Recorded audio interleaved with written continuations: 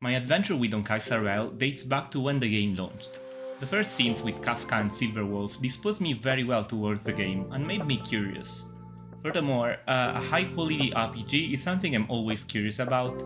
At the time, I was looking for a standard banner 5-star that I would have liked starting the game, and I remember I found Bronya, not knowing she would have been the best support in the game for a while.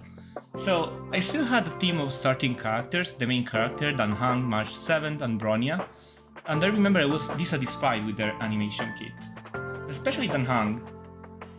I'm not talking about ultimates, which are the highlight of any character, but of basic attacks and skills.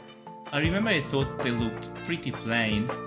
The numbers on the damage were also obviously pretty low, and damage numbers are a part of the aesthetics of a game. We have been used to see numbers on the order of thousands, especially in gacha games, and they give us a sense of satisfaction by themselves. With low numbers and lackluster animations, I couldn't continue the game. And so, I left.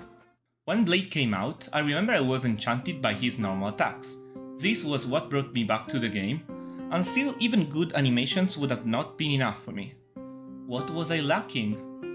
At the time, I still had my European account. Dan Hang in Bibito Lune banner was up. It would have been a third attempt at playing the game, and in the meantime, I was progressing the story in Belobog. I never liked the setting in Belobog, nothing resonated with me besides Clara character design. Big robot protecting a small vagrant child felt fitting with the setting. My Disenchantment finally ended during Belobog's boss fight. I think everyone liked that, and most of the merit comes from the timing in which the music changes, and how Wildfire as a track is very good by itself. Let's just be nostalgic for a moment. I will be the architect of a new world!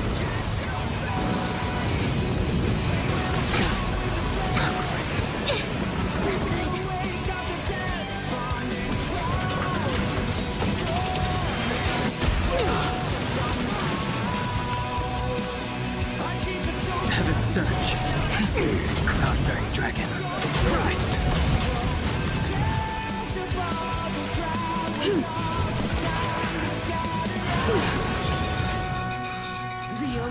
Then it was time for the Shunjo Lofu. Exploring that part with Dan Hang in Bibito Lune felt very rewarding and very immersive. It also had many characters I came to love, most of all Jing Yuan.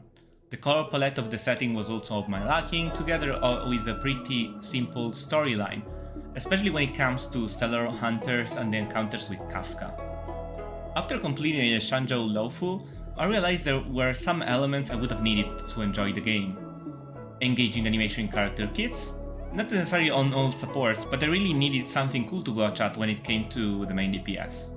Story-related characters, having Dan Hang during the Lofu story helped a lot with immersion, and the storyline I resonated with, or at least a very engaging storyline in general.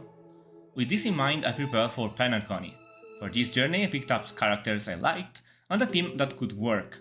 I loved Sparkle, who could also help my Dan Hang, who was my favorite character at the time. I decided not to play Dan Hang though for this story content because I wanted a theme that looked nice in a dreamy place with drinks and games, kind of a Casino Royale settings, all things considered, at the very least as a first impact. So then I picked Ting Yun as support because she looks elegant and tricky, and by all means Chinche, the character that loves avoiding work and play games, especially gambling ones. With not too much fitting links that helped me the party in many ways, I started playing Penacony's story, confident on everything I organized. And again, it didn't work. Penacony's story didn't feel like resonating with me, and Chinche animations were just okay. What was the problem this time? Penacony felt like a very superficial, cartoonish world to me.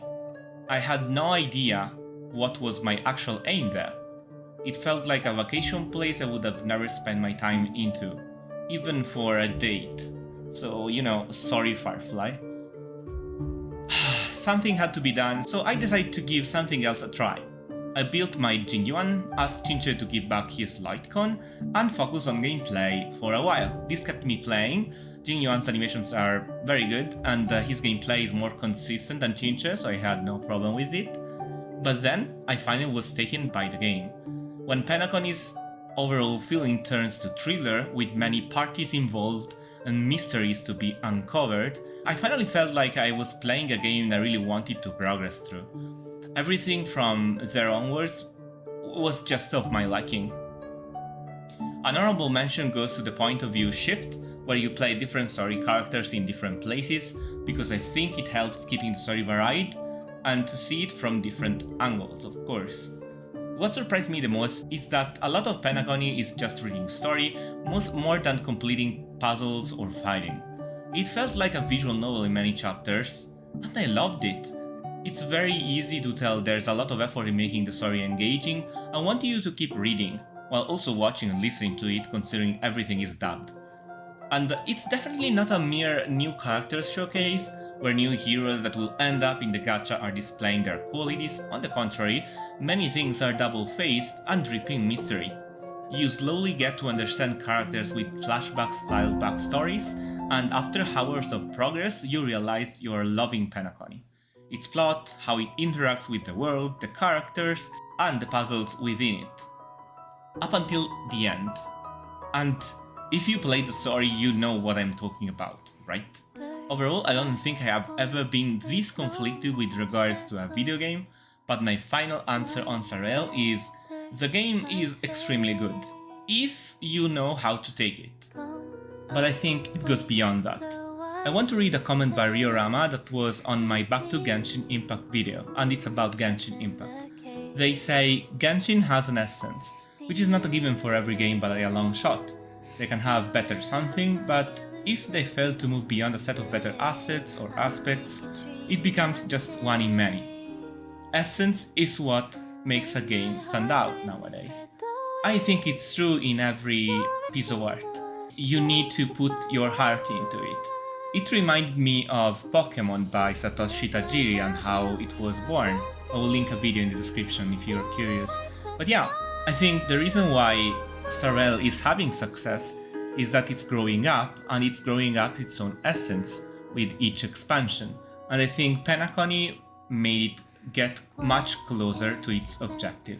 So what I am sure about is that I'll be sticking with both games, will play them extensively, try to be in endgame at all times, and help you guys with having the best from each chapter and with the shifting endgame modes. Now I ask all of you, how has it been your experience with Honkai Sarel? Is it something you think you'll nostalgically look back soon? And how do you find the endgame challenge levels? So, thank you for being with me. This is my story about how I got in love with Sarel. And this is Hoyobot, signing out.